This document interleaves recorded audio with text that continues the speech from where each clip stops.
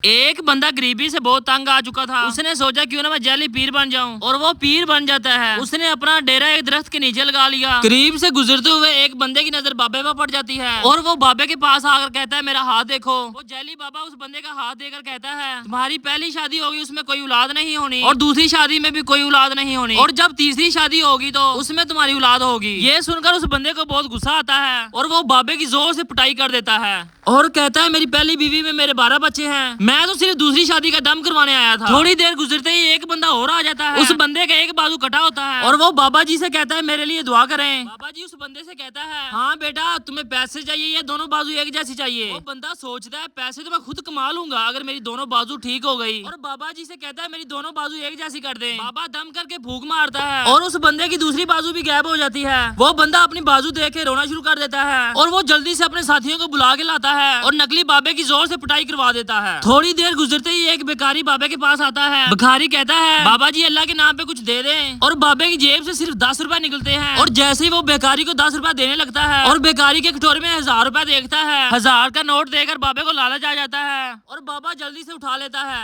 और जैसे ही भिखारी बाबे की इस हरकत को देखता है और बाबे की जोर से पिटाई कर देता है। बाबा रोज रोज की समार से तंग आकर और अपनी नकली पीरी का जुली बिस्तरा उठाता है और गरीबी की जिंदगी गुजारने वापस आ जाता है।